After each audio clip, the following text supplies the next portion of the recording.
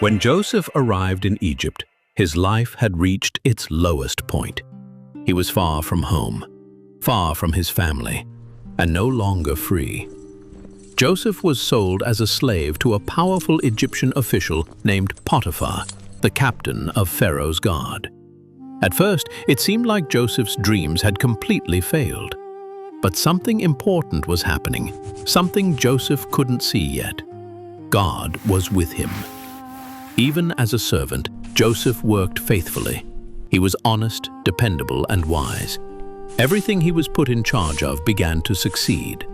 Potiphar noticed. Before long, Joseph was placed in charge of the entire household. Nothing was managed without his oversight. Joseph had gone from slave to leader, but the story didn't stop there. Potiphar's wife noticed Joseph as well. Day after day, she tried to tempt him to do what was wrong. Joseph refused. "How could I do such a wicked thing?" he said. "It would be a sin against God." Angry and rejected, Potiphar's wife lied about Joseph and accused him of a crime he didn't commit. Joseph was arrested and thrown into prison. Once again, it seemed like everything he worked for had been taken away. But even in prison, God was still with Joseph.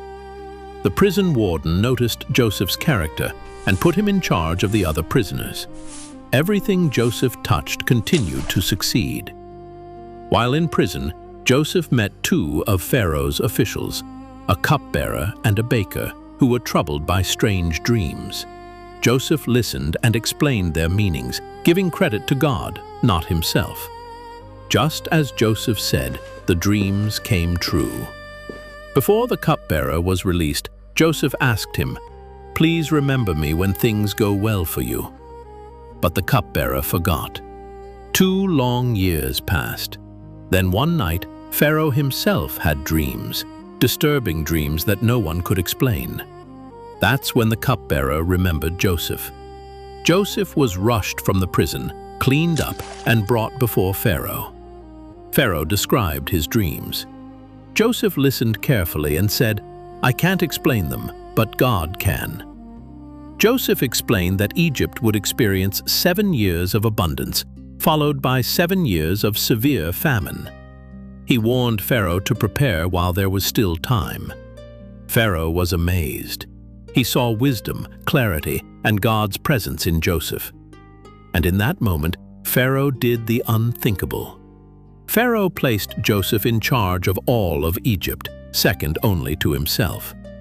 Joseph was given fine clothes, authority, and a new name. At just 30 years old, the boy who had been betrayed, sold, and imprisoned was now a ruler over the land. Joseph organized food storage during the years of plenty. When the famine came, Egypt was ready, and people from many nations came to Joseph for help. Everything Joseph had endured, the pit, the betrayal, the prison, had led to this moment. What others meant for harm, God used for good. Joseph's story reminds us that setbacks are not the same as failure. Faithfulness in small places matters. Integrity matters, even when no one is watching. And delays are not denials. God can lift someone from the lowest place to the highest position in a moment. Joseph's dreams were never forgotten. They were simply fulfilled in a way he never expected. And the same God who guided Joseph's journey is still at work today, turning hardship into hope and pain into purpose. Thank you so much for following along.